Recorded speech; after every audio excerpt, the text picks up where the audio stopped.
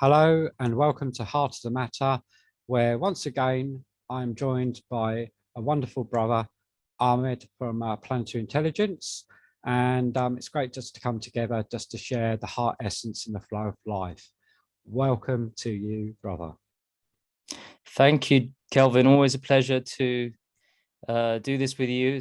We cover many subjects and many interesting deep dives into mysteries of this beautiful experience we call life. So, yeah, always a pleasure to be here. Thank you for having me. And likewise. Yeah.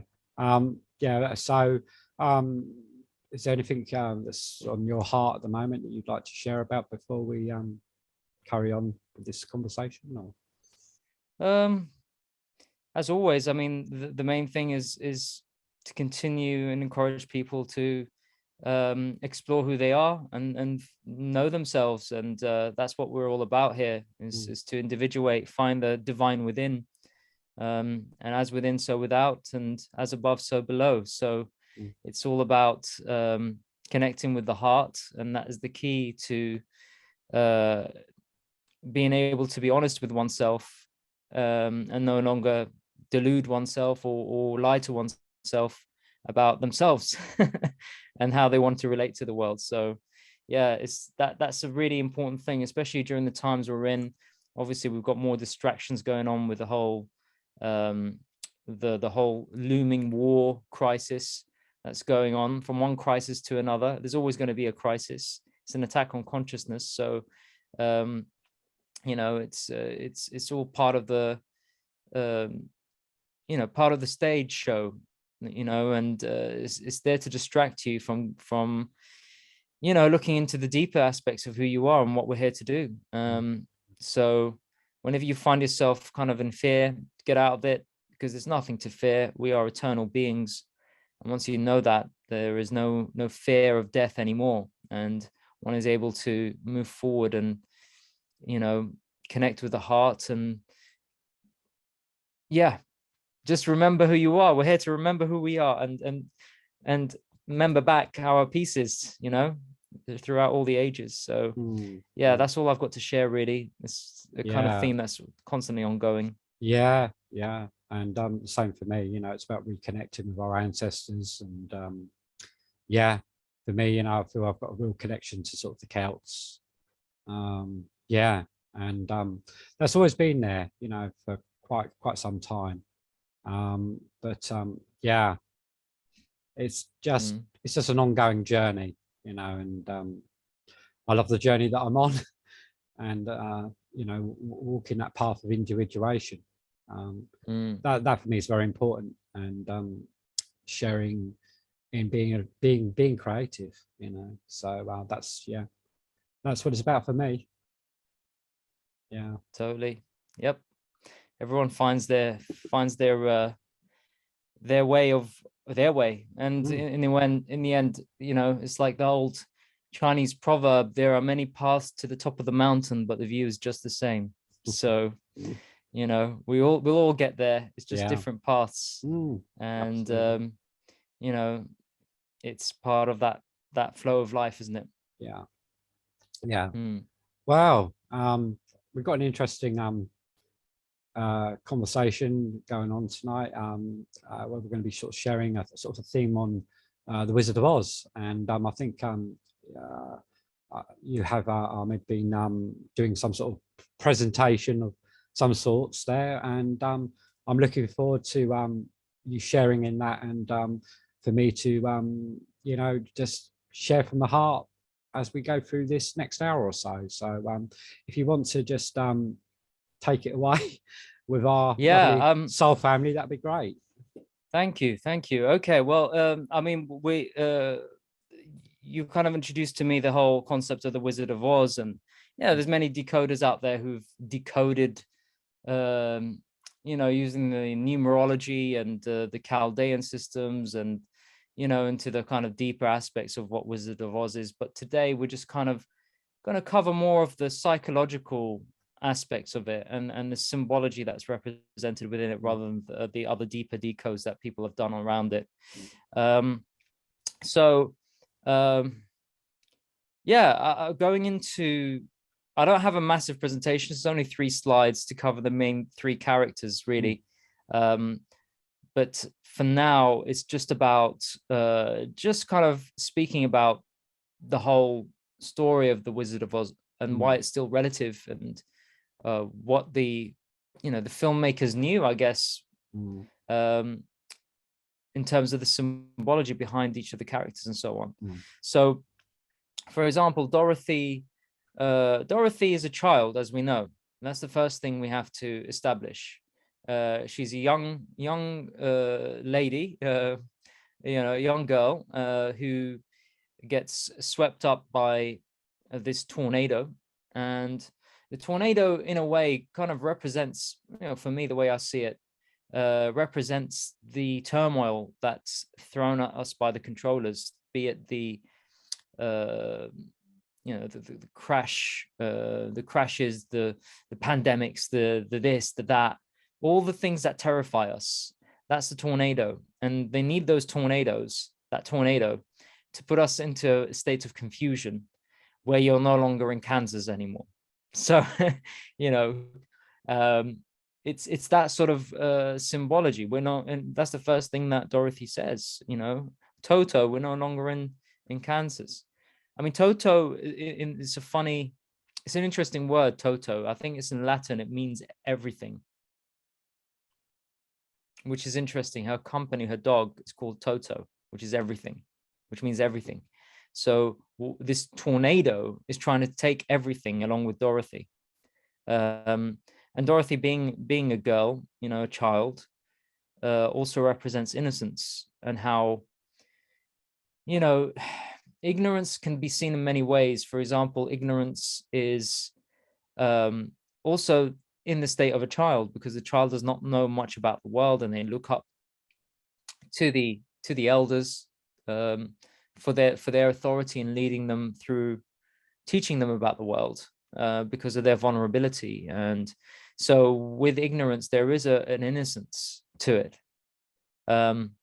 So one can blame the adults who are brainwashed and say, well, you are guilty because you collectively are bringing about this nightmare that the enemies of life are trying to create, which is the NWO. And well, what are you doing with that perception? Is that helping by perceiving them as the enemy? Because we need them on our side to create the reality we want, which is ultimately heaven on earth. Where the heart is, earth, again, the anagram for the heart being green. There's a reason why Emerald City, for example, is green, because that's where Dorothy's heading. She was heading to Emerald City. The Emerald City is representative of the heart. And the overflowing themes of that is, the Tin Man is missing a heart. The lion is missing courage. The straw man is missing a brain. But all those things can't be done. You can't get all those things without connecting with the heart. So in essence, that's what it's about. And the Tin Man, I mean, if we just, let me just share the screen here. I can't share the screen. Okay. So, right. I don't have sharing permissions here, Kelvin, so I can't really share my slides. So is there a way we can pause this and then we can edit it back again? You can send me both videos of this. I'll just Can you just pause the record for now? Okay, so let's go to the pause. Okay, so going into let me just share here the presentation and the slides. So can you see that? Yeah, I can see that. Okay, so the straw man, the scarecrow, And one of the things that Scarecrow says is some people who do not have brains talk a lot. Of course, I'm not that brilliant when it comes to doing stuff. So in a way, the straw man was created to enslave the population. So if you want to look at it in commercial law, you know, as we know, we have a straw man, which is the scarecrow. The scarecrow, the straw man, is what we are controlled by through the commercial system, the commercial law, or law of admiralty. And this happened after the First World War, during the 1930s, especially in America. That's where a lot of things got shifted, but this was mostly the case around Europe as well. This was going on also in Europe. And the straw man was created through that way. The passport ID also started coming in around that sort of time. So people forget that before then, there was no such thing as passports. They never existed. People were traveling lands without visas, without anything. Wow. So these are just inventions of the system, you know, and people see so much power in this sort of passport and thing when, you know, this just you carrying and reinforcing the straw man. And the straw man was made to own you, the living, breathing being, to enslave you. But the scarecrow is also symbolic of the straw man due to the fact that we have lost, you know, because Scarecrow lost his brain, right? But that's this loss of intelligence and sanity in the collective unconscious. So that's what we've seen happen here, through this representation of the scarecrow in the collective psyche. And this is why it's important to be aware of the symbologies that are communicated through to you in movies and TV shows, because the one who is symbolically literate and has an understanding of psychology will see through it. And, you know, people talk about becoming sovereign and being sovereign, but it's so easy to talk about it. To actually embody it is another thing. You have to be versed with these tools, with these. A friend of mine, Jay, who I had not too long ago on the show, said to me, there's a difference between saying to any government representative, like a policeman, that you have a weapon, or because the moment you say you have a weapon, in Black Law's dictionary, a weapon represents an attack, a tool that you're going to use to attack someone with. But if you say to them, no, that's not a weapon, that's an armament. An armament actually means something you can defend yourself with. So then it doesn't become a weapon. Because a weapon is offensive, an armament is defensive. Do you see the difference here, even in the use of language? So again, it's taking back the straw man. The straw man. So you first in yourself, individually in yourself, take back your intelligence. That's why I've kind of called it we called it planetary intelligence. Yeah. Because, you know, intelligence is one of the most important things to regain. Is really, intelligence means sanity. Yeah. Real intelligence, it just means sanity. It's about breaking the spell, you know. That's, yeah, ultimately that's been put there right from our early years, you know. Yeah, it is a spell, you know. And like you said, you know, it's in many different forms, you know, whether it's through words, whether it's through, you know, the things that are put into our minds, you know. So yeah, it's yeah, the enemy of life have been certainly doing their work on the human family, you know. They know a lot. You know, they have this knowledge. Don't think they don't. But we're dealing with people that are at the very top, psychopaths, psychopathic in nature. Not to say the psychopath doesn't feel, because you can't be a human and not feel. The psychopath does feel. They feel for themselves, but they don't. And it's the same thing as a narcissist. Narcissist is a lesser form of a psychopath. So we get a lot of narcissists. I've had a lot of narcissism in my life because it's part of the collective psyche. People have been turned into through the materialistic culture worldwide. In fact, you know, we live in a world of materialism, and the emphasis of the importance of the value of somebody's based on their wealth as opposed to their moral character.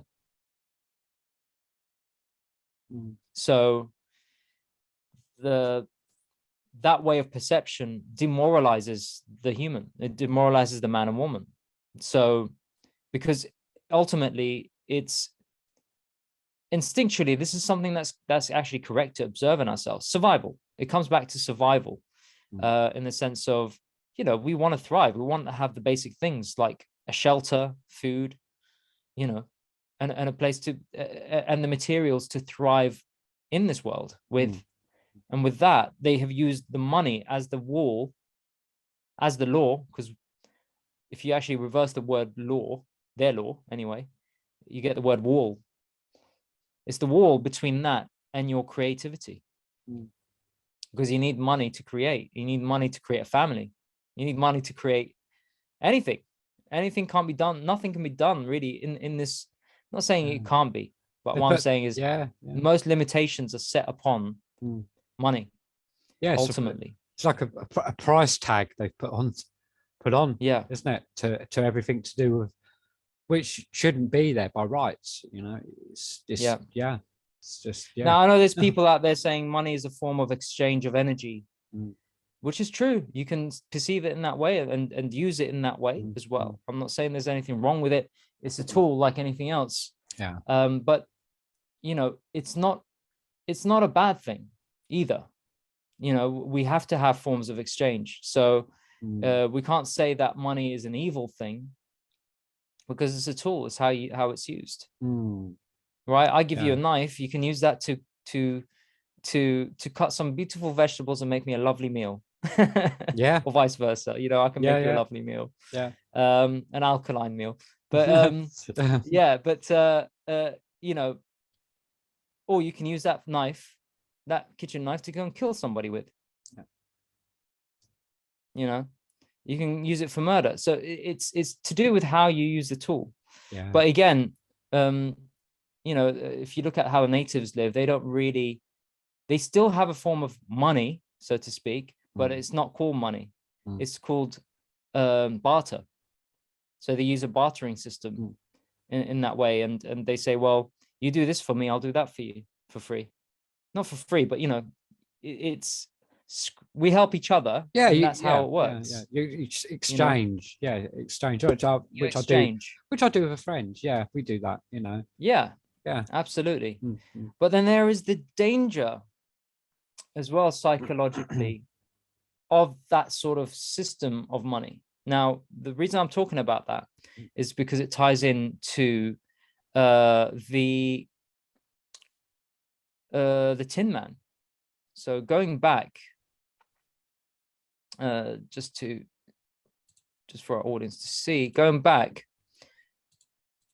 Now the Tin Man, the lion. The lion. Okay, hold on. Let's go. What's going on here? I'm missing the Tin Man. Just bear with me. Okay. Okay. Let's see.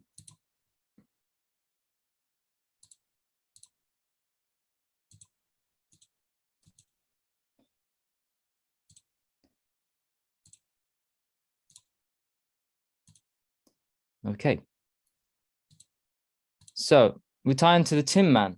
Now the Tin Man is an interesting character because the Tin Man lacked a heart, right? As we remember. And when Dorothy first came to him, she was oiling he was all broken, and she was giving him the oil. And this is the ignorance, the innocence, giving the oil to the machine. And the machine is the system. The Tin Man represented that in a way, because the Tin Man lacks the heart. The Tin Man had an axe as well, which represented the facies, or the fascia, as the facies.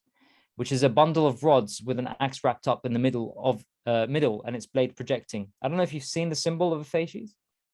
No. And it's a Roman symbol. It's what something the Romans used to use. And it's a symbol for fascism. Some say it is anyway. Okay. And then this fasces can be found on the back of the American Mercury head dime.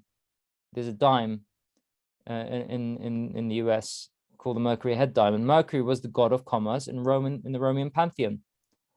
And we can see the clear representation of Roman symbolism here as well, to do with that. Now, also when you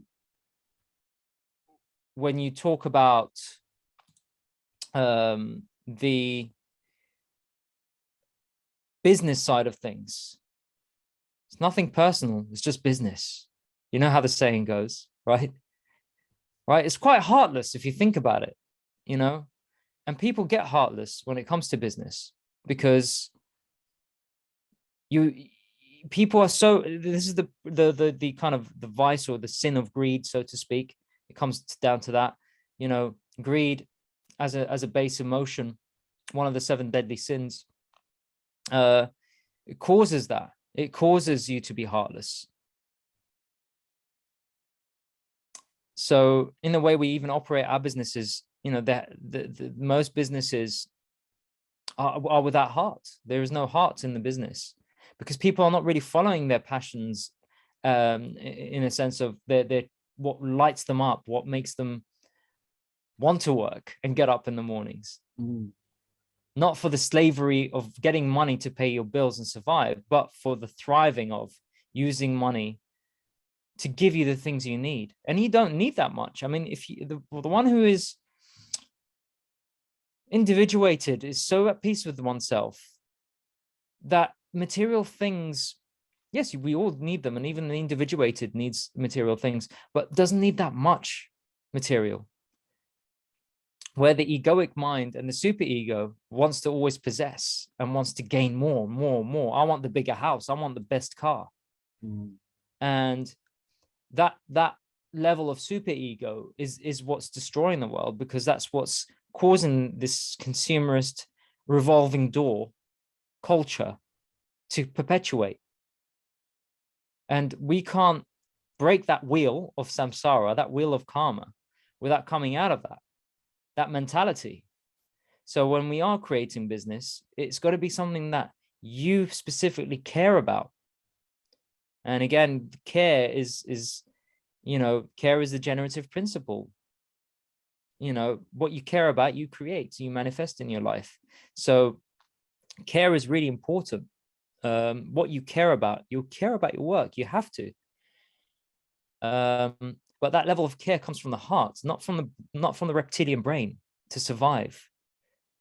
Because that, again, you're in the survival and the lack state, the state of lack. When you're in the state of the artist, the state of the creator being, you're in a state of abundance anyway. So you're always creating. And wherever you need material things, the money will manifest. You know, the opportunities will come where you will create that money to get to where you want, to eventually having a life of abundance. Because we live in a technological age now where, you know, people who want to kind of get out of the system, the best way is to create your online business, you know, is to have it passive. I'm working on it as well, and to get away from that drudgery of working for a boss, or you know, even self-employment, because it still requires a lot of your time to get the money, you know, and you're still, it's time for money. And it is that time is money, money's time. And again, when we talk about time, we talk about Chronos. When we talk about Chronos, we talk about Saturn, and it comes back to Saturn. And, you know, Saturn, the 322 with the skull and bones, we're talking about the death cult, the club of death, and cubism, and the idea of cubism, to be trapped in the cube, which is the prison, really. That's the real prison, not the prism. People kind of liken the prism, the triangle, But the triangle actually is just a representation of the masculine. The upside down triangle is a representation of the feminine. But going back to the tin man, so the tin man represented the loss of the heart, the loss of empathy, and a fascist is, psychologically speaking, is not one who feels for others other than themselves. He, or we can even say she, represents artificiality and the inauthentic. So talking about the inauthentic, that is where we are today in most of the population we see is they're trapped in the inauthentic realm, the cube, so to speak. They haven't been able to individuate because the individuated is a circle, it's a whole, a bit like that beautiful circle of the tree of life behind you, as above, so below. You realize the dualities are united. You become non-dual. Where people who are stuck in the dual sense will say, no, it's the, and when we talk about masculine and feminine, again, it's the dualities, the plus and the minuses, it's the energies. I mean, you can use the gender thing, but rather just to keep it simple, because, even the woman has the masculine within them through the animate, and each has a role to integrate to become a non-dual state where they're the whole within that circle of life that you are. The Ouroboros, the snake eating itself, that is the representation. You are feeding yourself. You are a self-fed energy system where you don't need anything else to sustain you. But saying that, that's the spirit representation. In the physical human representation, we need each other. Of course, we need each other to cooperate. Cooperation is really important. Working together is really important. We need each other for the shadow work. Without relationships, relating to one another, there is no shadow work, because there's no one who's going to mirror you.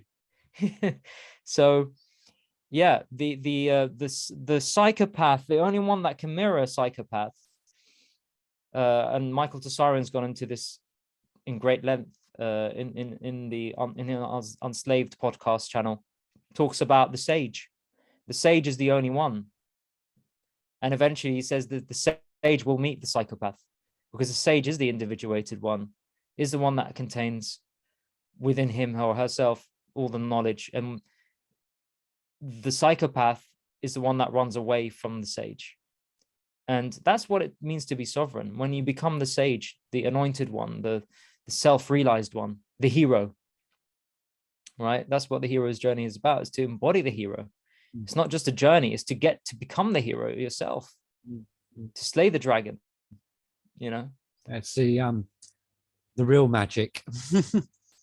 Yes. As I see it, the real magic, once you start to see, with the real eyes and have the realization, from, something I may have shared last time, but I'll go back to it again, is how we go through our life.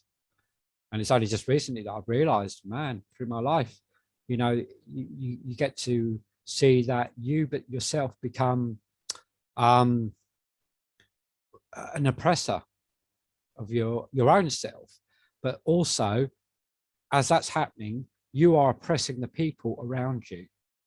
And that's what I began to realize. Yeah. And when you see that, you just think, wow, but you don't realize it because it's in the subconscious, and stuff. It has to come to that time when it comes to the fore, and you have, like I said, you have these realizations, and this is what it's about. It's like I said, I may have books on alchemy and other books of interest and stuff, but like we were saying the other day, what's it really come down to? It's about experience. A book can't give you that. It's about life experience, and that's where everything that you need is within you. If you choose to go there, it's all there. That book is in us. We don't really need you know, they're there, they're great, they can start you on that path, but that's what I'm beginning to realize more and more and more in my life. You know, it's about, just living that journey, you know, that path of individuation, and just following those realizations as they come, you know, into the fore. So absolutely, yeah. I mean, there is a fine balance between pursuing knowledge through books. I'm not, you know, to ignore them completely, you do that at your own peril too. Because, you know, it's important too. There have been some great minds that have shared. Absolutely. You know, I'm not sharing anything new here. No. This is part of the accumulated knowledge of others. I'm just kind of bringing that on top of my own life experience to share with others, and people may resonate with that through the way I'm expressing it, or they may not, and they might find others that will express that better than I will.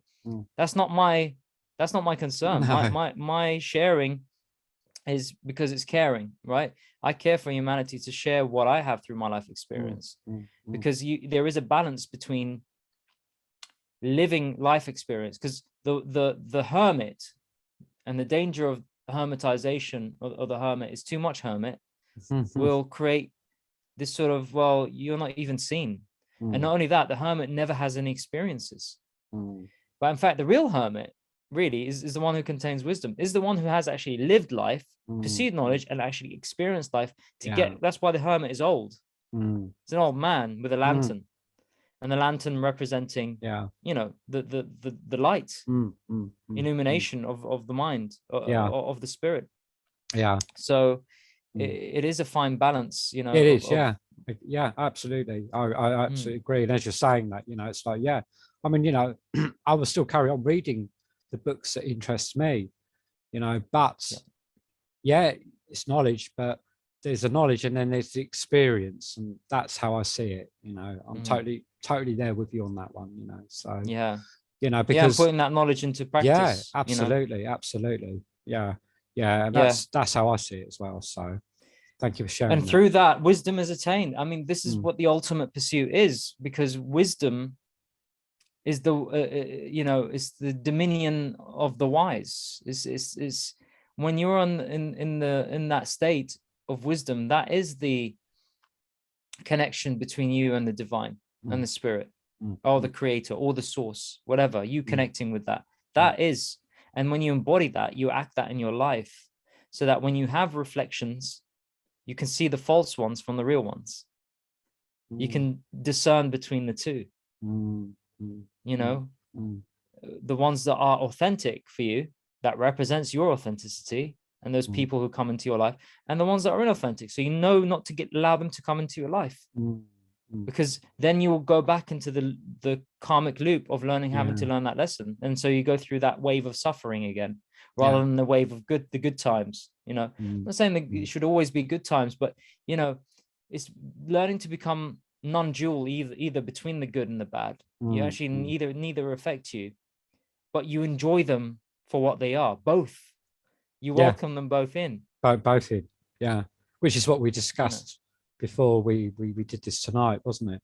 You know, I said, you know, I've had a couple of days where things have not been so great, but that's okay, you know, and that is life, you know, and but it's like it is just going with the flow, you know. So for me, you know, if I'm having that day, I just go with the flow of it, and it's almost like I'm observing it rather than it, I suppose, consuming me.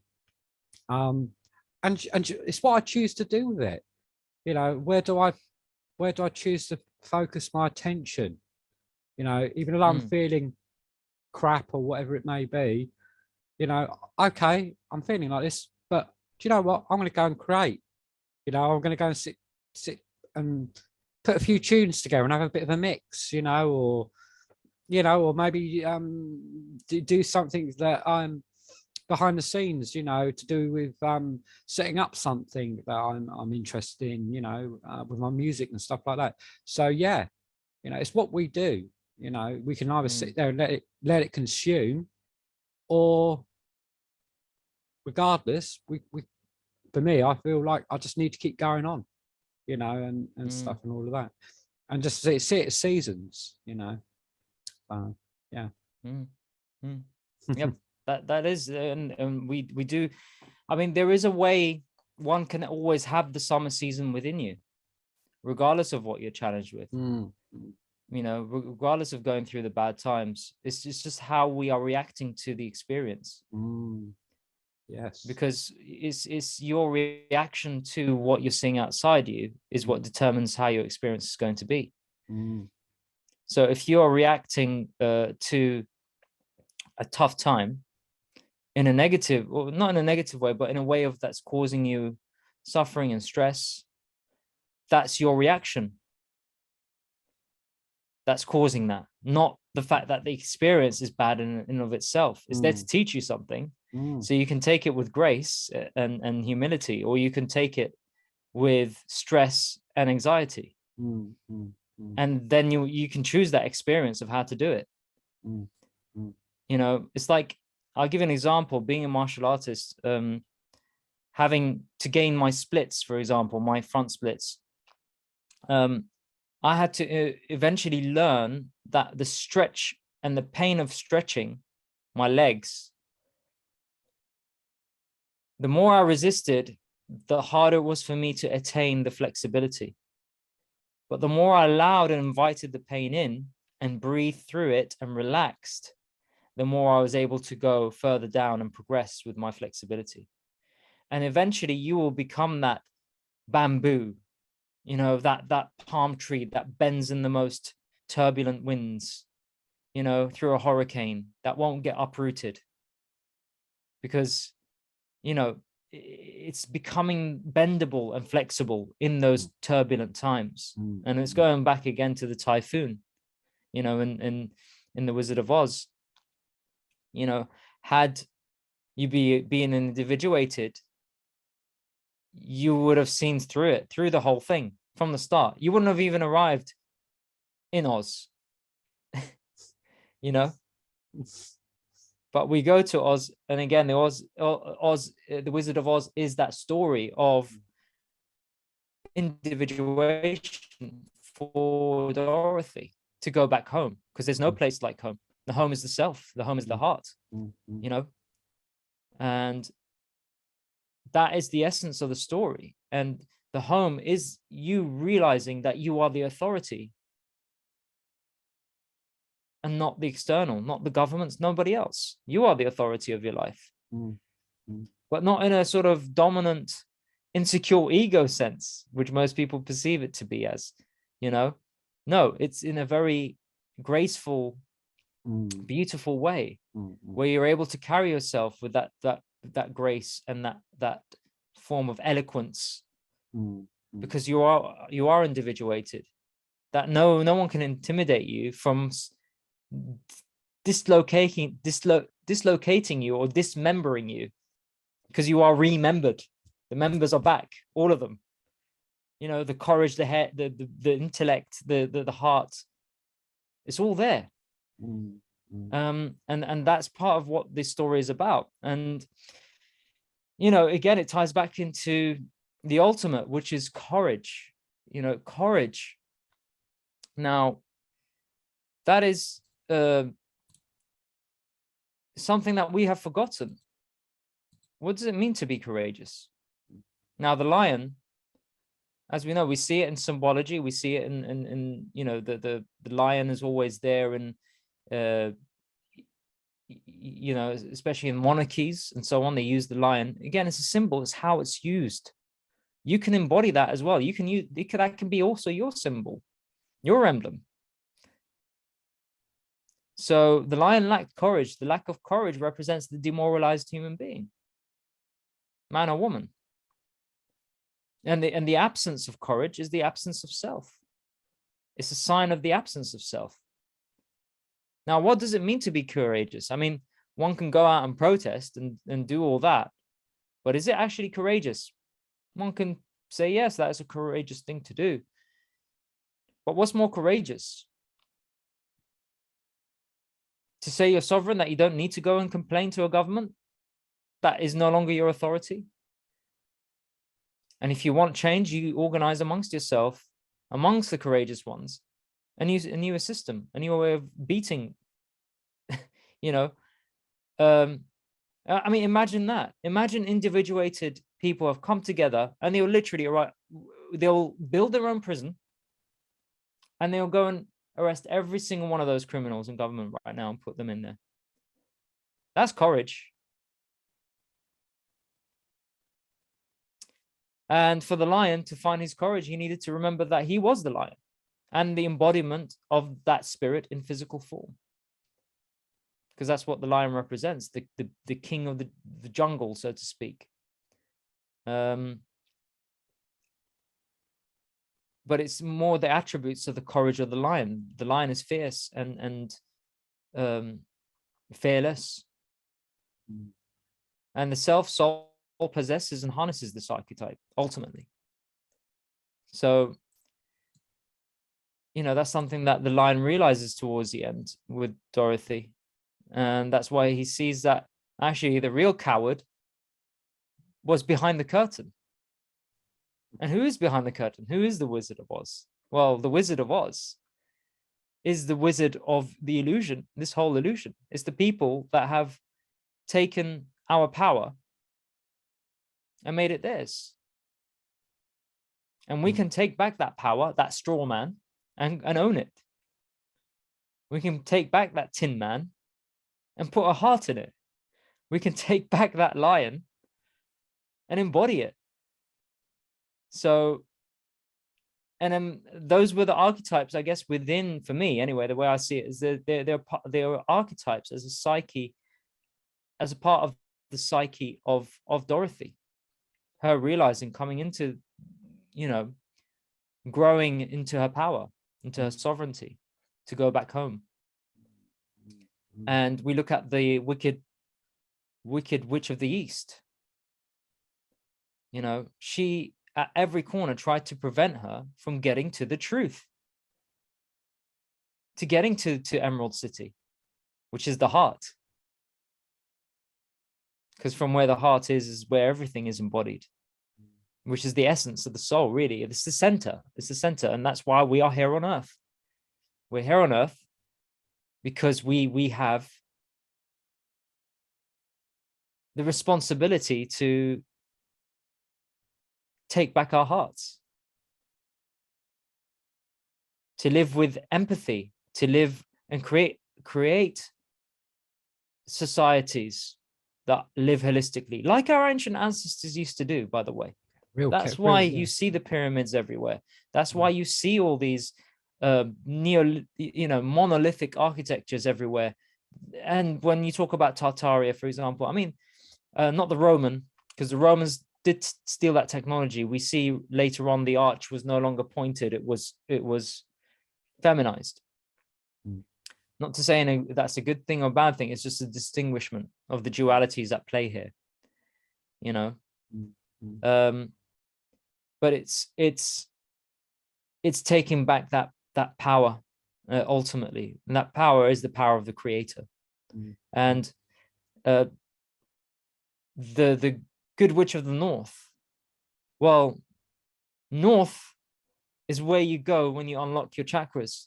North is where Santa Claus goes, right? To the North Pole. And again, this is where Santos and, you know, some of the Gnostic teachings talks about raising the chrism, which is able to not give in to the temptations of the flesh, of the lower realms of hell, that actually dwell below the heart chakra, below the Emerald City. You know, the yellow brick road, follow the yellow brick road. You know, she started at hell and found the yellow brick road to follow. The yellow brick road is the ascendance towards that North Pole. And the goodness lies in the north, in the upper realms of our spirits. So that it doesn't matter about directions, but we're using these as a form of symbology, because we have to use language, and the north is the goodness. You know, when you live in the higher realms above the heart, where you don't give to, you don't give into the temptations of what they are giving us, by the way, which is the poisoned foods, the materialistic distractions, the lust, relationships, the way we relate to sex and sexuality in general. It's all about lust rather than seeing that it's a sacred act of love, that it should be there to, it's a union, between man and woman, sacred union, to actually unlock your potentialities by you using that, to not waste your seed in your sacred oils and become mindless, ejaculatory beings. And that's both men and women, by the way. Yeah. You lose your mind, right? That's what happens when you have the ejaculatory orgasm. You lose your mind. When the one that practices the white tantra doesn't. Again, so it goes back to the north. North means goodness. The witch of the north. Again, this is all about magic. The east represents the black magic. The north represents the white magic. What are you choosing? Who are you going to follow? The good angel on the right shoulder, the bad angel on the left. Which, it's a choice. It is that choice between love and fear. Again, it's such a cliche thing to say. A lot of people say that in the New Age movement. But what is true love? How do you attain that? And you can't attain those things without knowledge of symbology and your own psyche. And it's really important. And you go beyond the knowledge of good and evil, the tree of good and evil, because that's what the journey was all about for Dorothy. She was stuck in that duality. When she realized she had to bring all of them together to go back home, click her shoes, because she already had the power. She had the shoes, the red shoes. Why are they red? Well, we see the symbology of red used in the Matrix. The red pill. It's the truth. It's the symbol of truth. What color do we all bleed as men and women? Red. So we all bleed the same color. So on the inside, we're all the same. It's just that we have the illusion of skin color to separate us. Or even in our own thought processes, even, they've been embedded in there, over many years. All of these things, have been done by the system, to sort of, to sort of lock us in our own prisons, But once you start to see these things, what they really are, you can then break the chains and, and work towards that place that is in your heart. And I know myself, from my life experience to where I am today. Another great bit that I'll put in underneath this once we've finished with the podcast is that I like the bit within the Wisdom of Oz when it says pay no attention to the man behind the curtain. And that works in two ways, because it's within us and it's out there. And the enemies of life, they know that as well, you see. Like you said, they know the magic. They've done a bloody good job on, the human family. And so that's, you got to give them more credit it's due. I mean, as evil as it is, as evil as they are. I mean, because they knew, they took that knowledge, killed the ancestors off, our ancestors, who all had this knowledge. We all did, and created this amnesia through trauma and through this sort of fear-based feeding of our energy, really. Because we are energy. We are, they call it human batteries, but the best way to say it is how powerful do you want to become? Yeah. Because you are limitless. Once you realize who you are, and once you realize what we are too. This is it. Which is the fractal of what you call the creator or God or source, whatever you want to label it as, because you know, spiritual, everyone finds their own form of spirituality to connect with that part, part of the divine, you know. I like the shamanic approach to it. That works for me. For others, they rather sit and meditate. That's all good as well. I mean, I meditate too. I can see the importance of that. But, you know, there's many forms of having a spiritual practice without being a new ageist. Because again, we know about the new age deception and how that's a cult in and of itself, which is largely emphasized and emphasizes the feminine and leaves out the masculine completely. We can see that. Again, it's a misbalance. So people have to be discerning, you know, when we see the collectivism happen. Because there's always a danger when collectivism happens, because the individual gets lost within the collective. You know? So yeah, we've got to balance it out with the masculine. And the masculine is the indivisible with the feminine. Again, it's non-dual. It comes to, again, I'm not going to go into the whole duality of it because it's non-dual. But if you do that at your own peril, when you have too much emphasis on the feminine, you get misbalanced without the masculine, and vice versa. Yeah, you know. And Toto also goes back with Dorothy to Kansas, because Toto is everything. So she gets everything back, because it was only her and Toto. And Toto, like I said, is Latin for everything. So she regains everything back anyway, because she's always had the power. She just forgot through the typhoon. And that typhoon is representative of the trauma that's playing out. Year in, year out. I mean, they've really stepped it up. They've really stepped it up, and there's going to be more. And it's about how we weather these, their encroachment upon our perception. Because the moment we put our attention where our attention goes is what manifests.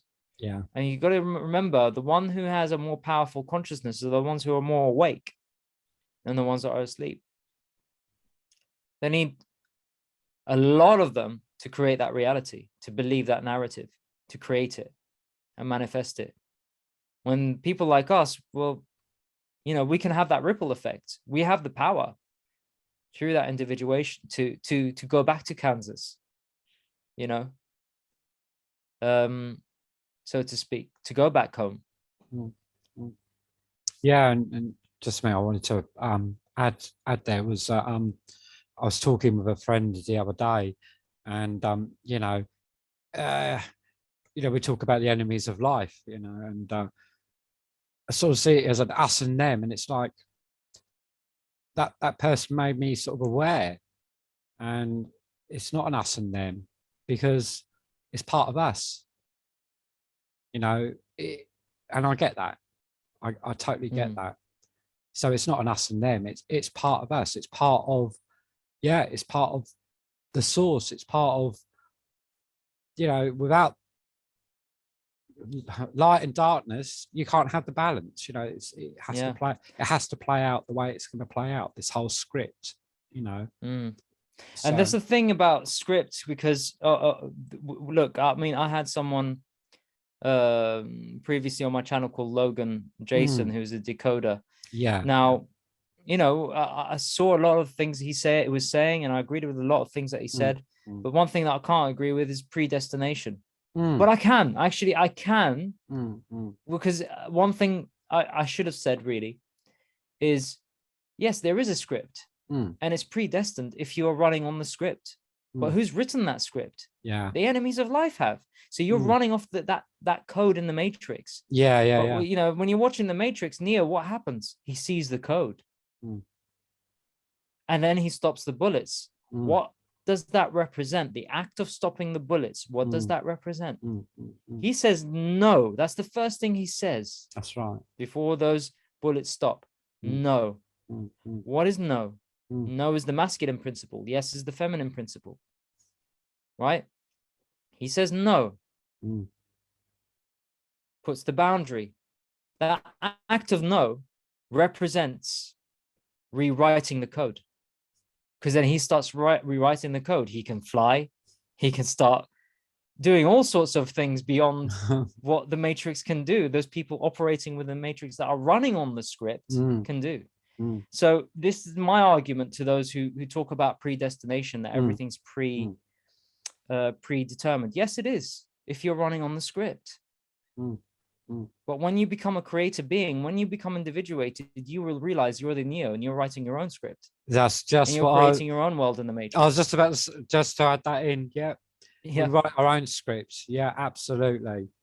Yeah. Because so that's where free will comes in. That's where true free will comes in. It's not that the people who are making choices who are brainwashed,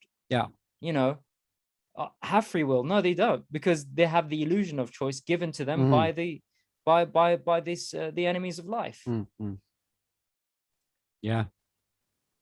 Yeah, so absolutely. It's a choice. When you come out of that choice is gone. There's not about choice. Of course there is choice as well, but you're creating those choices. Yes, through the way you create your reality. Yeah. I mean, if you want to talk from obviously from my previous way back Christian background that I was into, and within the Bible, it talks about what is it about that we have a choice. Ultimately we have a choice.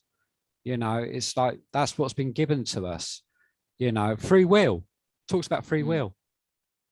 And ultimately, so whatever circumstance that comes along, is it, as Carl Jung mentions about the, seeing it as it actually is, or do you choose to see it in another way, than an actual, because that's what our minds will tend to do, is to see something so in the black and the white all the time.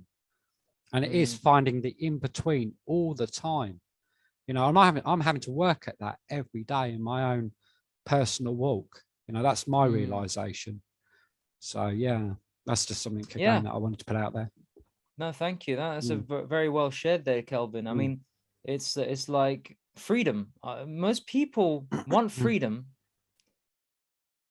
but they don't really, because freedom has a responsibility. Once you become truly free, there is the burden of responsibility, which is you can no longer, because those who are in freedom genuinely have a moral and ethical constitution, because they follow their heart. They know the difference between right and wrong. They can see what the system, how corrupt it is. So from that level of awareness, one doesn't then simply just go into a cave and go, I'm free. No, you have to face the system. I mean, the other day I had to face, because I'm using, again, one day I will share more on the channel about this, but I'm using even the law of private law and equity within their own system to turn it against themselves, because it's all contracts. So I refused a certain contract called a congestion charge. I'm not going to pay it. What happened? Transport for London escalated that to what did they do? They escalated it to an enforcement agency to collect the debt. But then that creates a new contract, you see. And I have no contract with them. Do I? I haven't signed anywhere. I mean, I don't remember signing anywhere going, hey, look, I agree to pay congestion charge because I believe in climate change. Why should I? I haven't contracted with you, so you don't have my consent. So again, it's a choice. Do you then, because people don't have a choice then really, when people don't even think about it, they just pay the congestion charge because they think they have to. Oh, but then you're going to have to deal with enforcement agents. Well, I've dealt with them. Do you know what they do? They're bullies. They're mercenaries. They come up to your door, knock at your door, and try and give you a letter, hand deliver a letter to contract with you. But the only way for them to do that is that they have to hand that letter in your hand and record it, that they've handed it to you. But if you don't accept it, then there is no contract. then it's just a bluff. There's nothing they can do. Mm. But because of the way we've been conditioned in fear, we're made to believe we're going to have to pay these fines and all these things. You know what? I haven't had to pay even parking tickets. Obviously, I'm not going to do harm because I follow the universal law. Yeah. If I'm parking a car and I'm not causing any harm or obstruction to anybody, then why should I pay? It's public land. It's land for us to use. No one owns it. Why should I pay? So yeah. So you don't. Yeah. You know, and in the end, just to finish off the story, enforcement agency was like, I'm an enforcement officer speaking with authority. I was like, who are you? What's your name? I was speaking to him with authority. What's your name? Who are you? I'm Mr. This and that. No, I said, I want your full name. He goes, this is a warrant. And I'm like, that's not a warrant. Show me the warrant.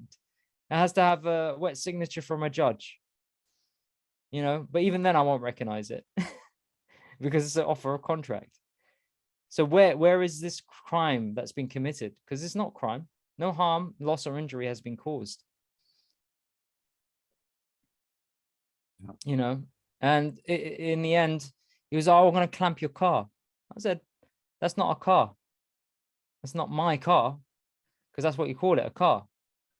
It's my transport. If you call it transport, then yes, that is my transport, because that's the language they use, you see. You got to, again, educate yourself with the language of the Black Laws Dictionary. And these are things that, you know, you can still use the system for what it's worth, and also make it work for you. Be the lion. The courage. Have the courage to face the little minions who come at your door and try to enforce their stupid fines and their rules, because they're not laws and it's not universal law, you know. And so in the end, I went outside, approached the man, had the camera recording, by the way. I recorded all this, you know, for my own evidence, right?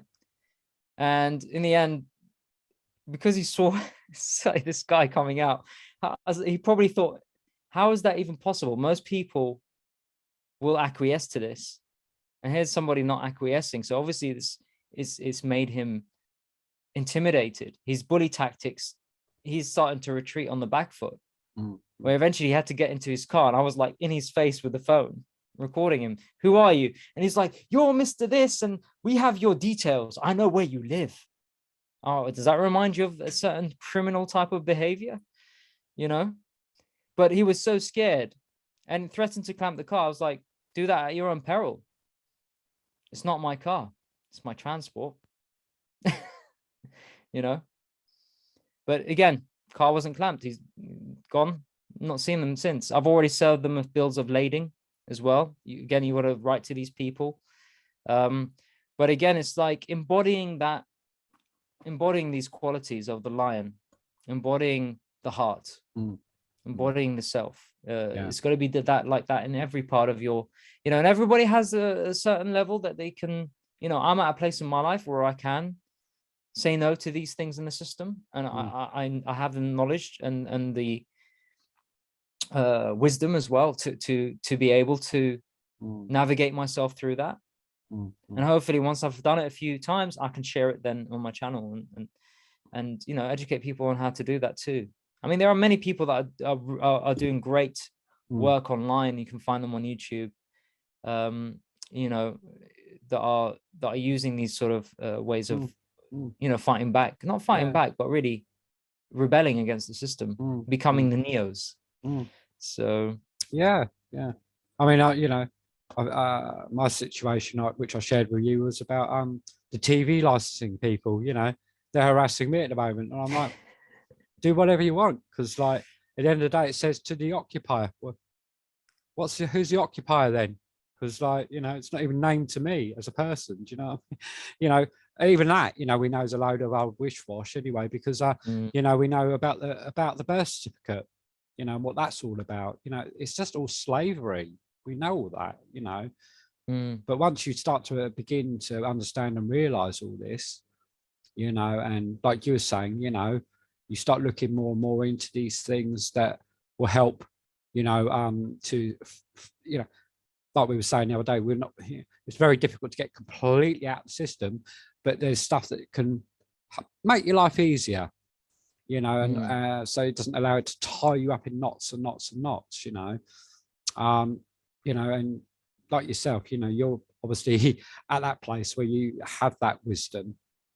I'm still in the very early stages of that, but one thing I don't allow it to do to me is to intimidate me.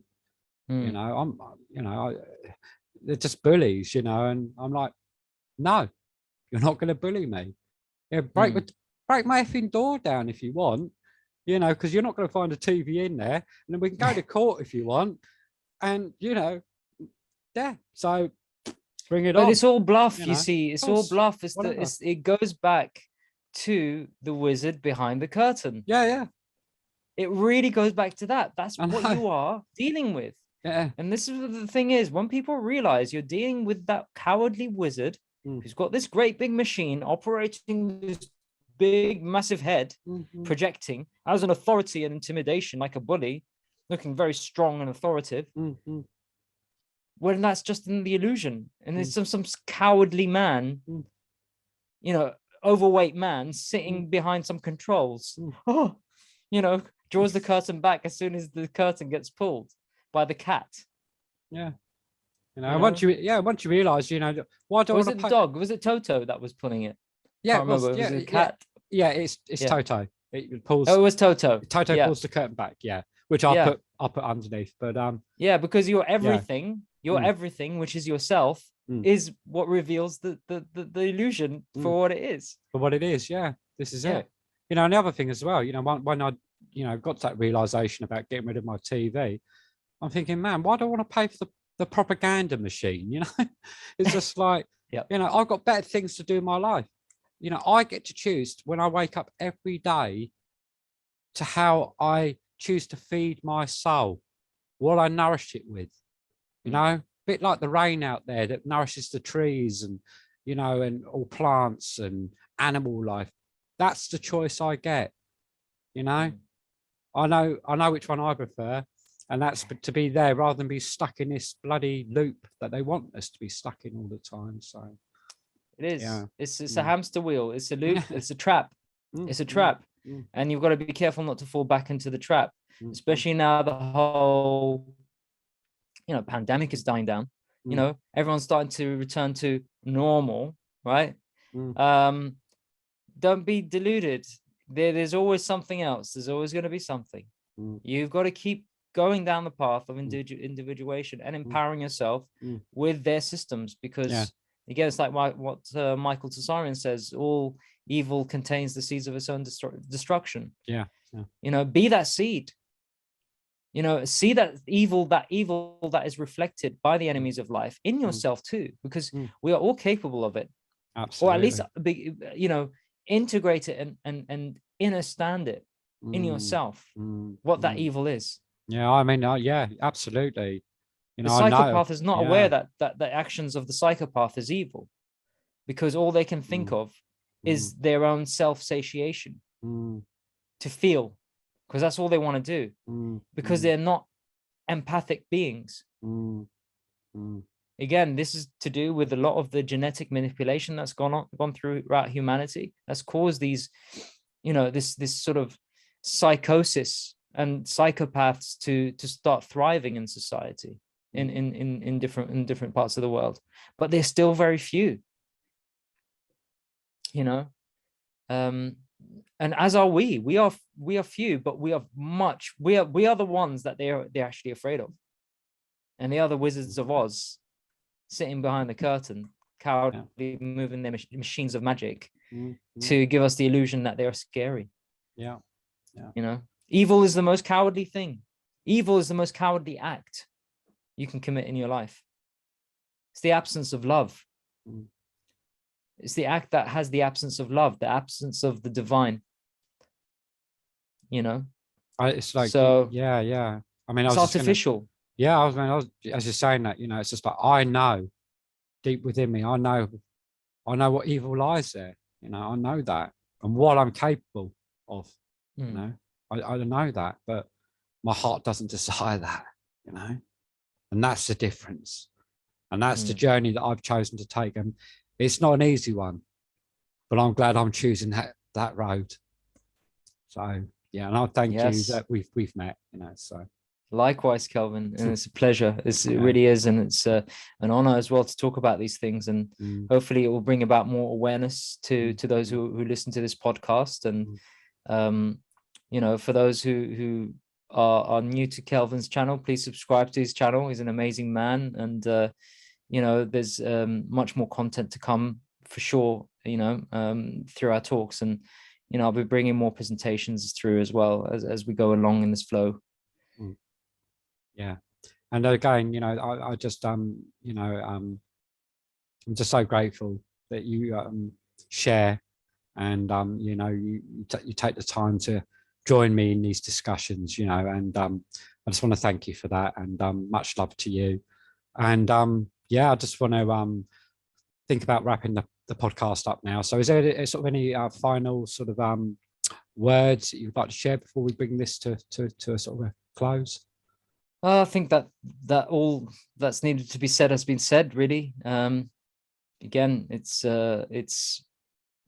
goes back to how we started in the beginning, you know. Find that emerald city within, the green chakra, the heart, you know. Remember, every time you get dismembered by the system, by the enemies of life, remember your heart. Remember the power that you have of the Creator that's given to you, that is bestowed upon you. Act righteously, act virtuously, because true virtue doesn't come from showing everybody else how good you are. True virtue comes from the heart, and it's expressed because you can find the inner good, the inner God. You just take away one O from good and you get God, you know. It's funny as well that dogs are so loyal, you know, and they're always happy. And that's a reversal of the name God as well. Not to blaspheme in any way, but, you know, but look at even the innocence of dogs themselves. But they can be vicious too. It depends on how you feed that inner God. You can reverse it, make it vicious, evil, or you can make it divine and beautiful to bring about a better quality of life for yourself. So you're no longer living in hell, and you live in an inner heaven, you know.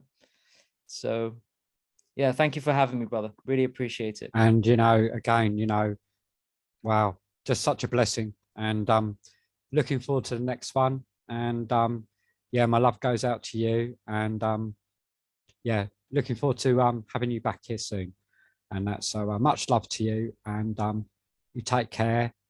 And yeah, I'll just say hi to the Soul family, and I just hope you enjoyed this chat that we've shared tonight, and say bye.